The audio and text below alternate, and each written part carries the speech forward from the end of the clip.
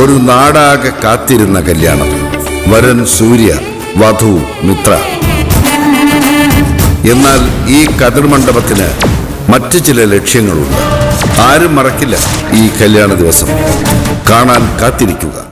സ്വയംവര പന്തൽ എല്ലാ ദിവസവും രാത്രി 8 മണിക്ക്.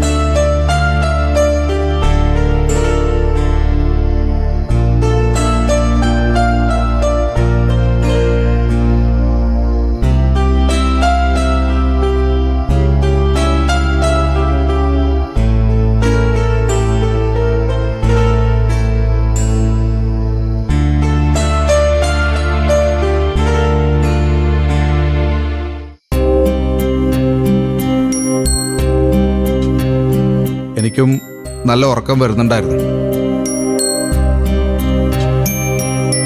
കണ്ണടച്ച് കിടന്ന് ഞാൻ പാതി മയക്കത്തിലായിരുന്നിരിക്കാം.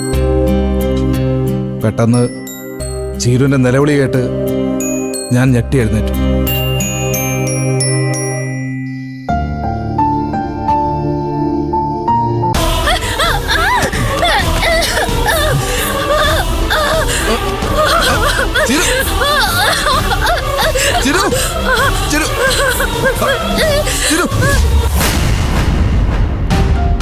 പെട്ടെന്ന് എന്താ സംഭവിച്ചത് പോലും എനിക്ക് മനസ്സിലായില്ല.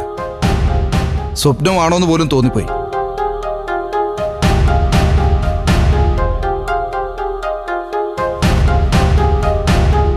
അടുത്ത നിമിഷം ഞാൻ കാണുന്നത് ചീരു നിലത്തേക്ക് വീഴാൻ തുടങ്ങുന്നതാ.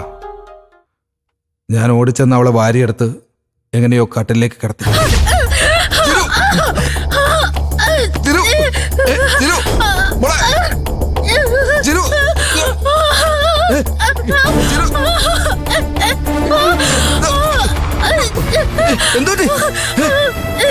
എന്താ പറ്റിയത്? ചിരു, ചിരു, മോളെ, ചിരു, നിനക്കെന്താ പറ്റിയത്? നീ എന്തിനാ ഒറ്റയ്ക്ക് എന്നെ വിളിക്കാതെ എഴുന്നേറ്റത്? ചിരു, എന്താ പറ്റിയത് നിനക്ക്? ദൈവമേ, അയ്യോ,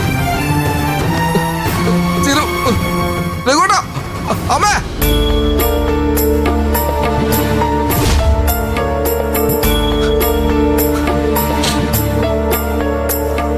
ഞാൻ ചെന്ന് കിടക്കുമ്പോ അവളെ വിളിച്ചുണർത്തിയാൽ മതിയായിരുന്നു. ഇതിപ്പോ എന്നെ ശല്യം ചെയ്യണമെന്ന് കരുതിയാവും. ലൈറ്റ് പോലും ഇടാതെ അവള് ബാത്റൂമിൽ പോകാൻ നോക്കിയത്. സാരമില്ല വിനയ, സംഭവിക്കാനുള്ളതൊക്കെ സംഭവിച്ചു. ഇനിയിപ്പോ അതോർത്ത് കരഞ്ഞിട്ടെന്താ കാര്യം? ചീരുനും കുഞ്ഞിനും ഒരാപത്തും വരാതിരിക്കാൻ നമുക്ക് പ്രാർത്ഥിക്കാം. അതെ, ചീരു വരുന്ന സൂക്ഷിക്കണ്ട. ചിലപ്പോ സ്ഥലം മാറി കിടന്നൊന്നും ഉറക്കത്തിൽ ഓർത്ത് കാണില്ല. പഴയതുപോലെ എഴുന്നേറ്റ് നടന്നു കാണും. വീട്ടിലായിരുന്നപ്പോ ഉറക്കത്തിൽ അവളൊന്ന് അനങ്ങിയ പോലും ഞാൻ അറിയും. ഉടനെ എണീറ്റ് ലൈറ്റ് ഇട്ടതിന് ശേഷമേ ഞാൻ അവളെ എഴുന്നേൽക്കാൻ സമ്മതിക്കും. ഇതിപ്പോ സ്ഥലം മാറിയതുകൊണ്ടോ ആരുടെയും ശ്രദ്ധ കിട്ടാത്തതുകൊണ്ടൊന്നും അല്ല. എത്രയോ ദിവസം ചേരൂ എന്റെ വീട്ടിൽ ഒറ്റയ്ക്കൊരു മുറി കിടന്നാലും ഉറങ്ങിയത്. അന്ന് എന്തെങ്കിലും പറ്റിയോ? ഇല്ലല്ലോ.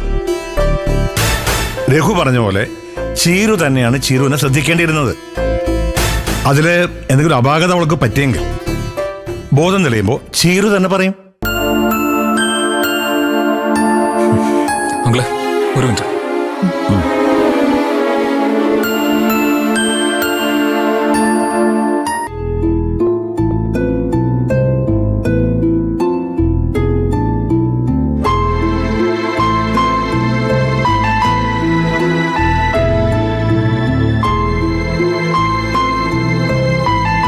ചീരു ചീരു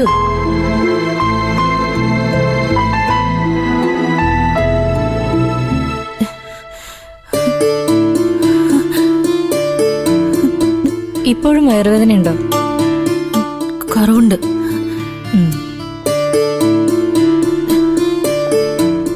വെള്ളം വേണോ? സിസ്റ്റർ കുറച്ച് വെള്ളം എടുത്തിട്ട് വരും.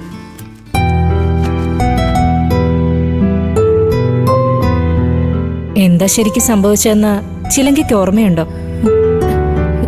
ഇല്ല.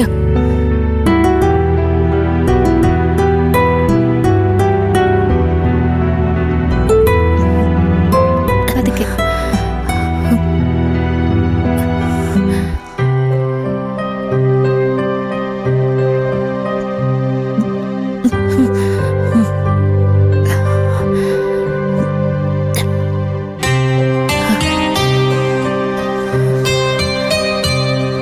ചിലങ്കയ്ക്ക് പെയിൻ കുറയാനുള്ള ഇഞ്ചക്ഷൻ നൽകിയിരിക്കുക.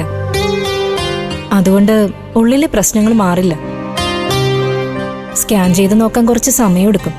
അതിനു മുമ്പ് ശരിക്കും എന്താ സംഭവിച്ചതെന്ന് ചിലങ്കയ്ക്ക് പറയാൻ കഴിഞ്ഞാൽ നന്നായിരിക്കും. ചിലങ്ക ഇവിടെ എത്തിച്ചപ്പോ ഡ്യൂട്ടി ഡോക്ടറോട് ഹസ്ബൻഡ് പറഞ്ഞത് ഇരുട്ടില് ബാത്റൂമിലേക്ക് പോകുമ്പോ ടേബിളിന്റെ കോർണറിൽ വയറിടിച്ച് വീണുവെന്ന്.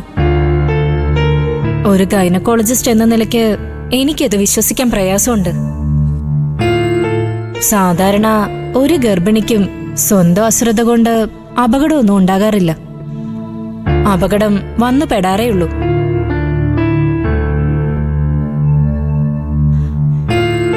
പ്രത്യേകിച്ച് നടന്നു പോകുമ്പോ ടേബിളിൽ വയറിടിച്ചു എന്നൊക്കെ പറഞ്ഞ ഒരു ഗർഭിണിയുടെ കൈകൾ എപ്പോഴും അവളുടെ വയറിനെ സംരക്ഷിച്ചുകൊണ്ട് മുന്നിലുണ്ടാവും.